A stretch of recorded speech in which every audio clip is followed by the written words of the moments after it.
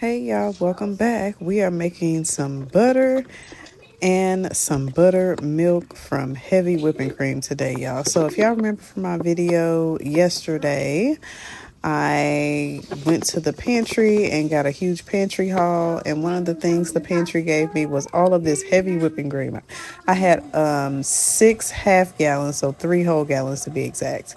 Now I did give a couple away, and then I kept some for myself, and so this is what we're doing. We are making butter and buttermilk. So it actually didn't take very long to do in the KitchenAid mixer. You do have to put it on a pretty high setting for it to go ahead and start separating. But once it started to separate, you can see here it's separating some more. You go ahead and just kind of wipe the sides down and just let it solidify a little bit more. It is rather messy, so if you do have the pieces that you put around the bowl, that would be lovely. I got this KitchenAid mixer secondhand, so I did not have that attachment, but I may invest in one because this was actually a pretty simple and easy process, and I will be definitely doing it again in the future. So now I'm just kind of separating out the butter versus the buttermilk, and then once I have all of the butter together in this little white bowl, then I will go ahead and pour my buttermilk into my mason jar and then put that into the refrigerator.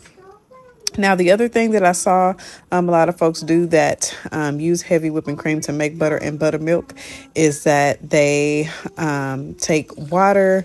They squeeze as much of the buttermilk out of the butter as possible, and then they take water and then knead the butter to get as much of that milk out as possible as well, and then making sure that the water itself stays pretty clear.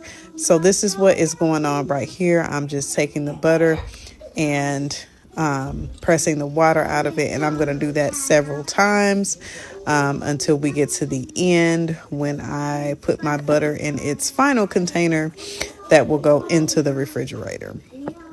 Y'all, this process was very, very easy. So definitely, if you have heavy whipping cream or if you have extra heavy whipping cream, you can take the extra and put it in a KitchenAid mixer or just a regular mixer, whichever you prefer, and make some butter and some buttermilk. I hope to see y'all in the next one. Bye.